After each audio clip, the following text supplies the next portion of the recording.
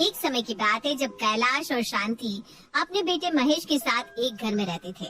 महेश की माँ का नाम वैसे तो शांति था, पर बिल्कुल शांत नहीं रहती थी। वो बड़ी ही तेज और चालाक थी। शांति को अपने बेटे के लिए एक लड़की की तलाश थी।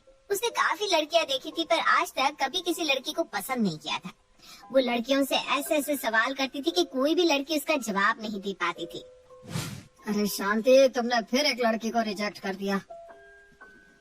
अरे तो तुमने देखा नहीं कि वो लड़की कितनी बड़ी बेवकूफ थी? अब ऐसे लड़की के पल्ले बांध दूं क्या अपने इकलौते बेटे को? आखिर आगे चलकर उसे पूरा घर संभालना है। मैं अपने बेटे की शादी करूंगी तो किसी बुद्धिमान लड़के से करूंगी। महेश दूर खड़ा ये सब सुन रहा था।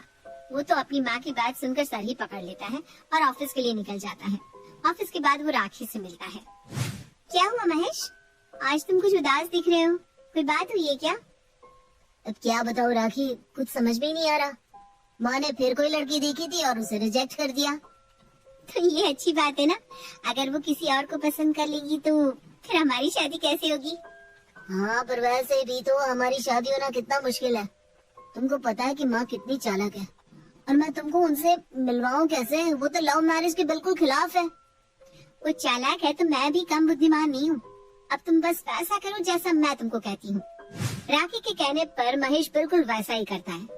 वो अपनी माँ से जाकर कहता है, माँ, वो जो मेरा दोस्त है ना राकेश, उसके अगले महीने शादी है।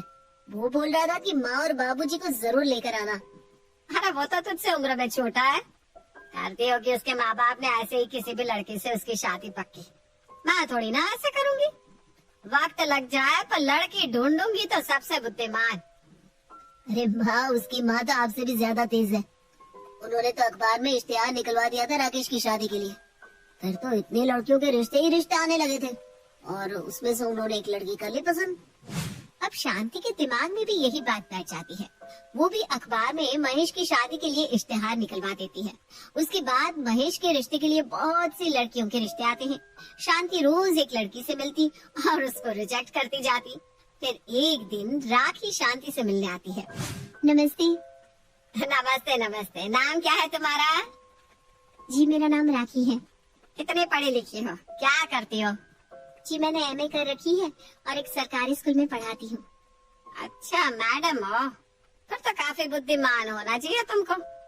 फिर तो मेरी दी गई तीनों परीक्षा में तुमको पास हो जाना चाहिए। जी, बुद्धि तो इंसान के तजुर्बे से बढ़ती है। जो समझदारी बड़ों में है वो हम बच्चों में कभी नहीं हो सकती। पर हाँ, मैं कोशिश करूंगी कि आपको निराश ना करूं। ठीक है ठीक है। चलो, तुम्हें खाना बनाना तो आता ही होगा? जी बिल्कुल आता है। तो फिर पहली परीक्षा तुम्हारी यही है। रसोई में जाकर कुछ बढ़िया सा खाना बनाओ।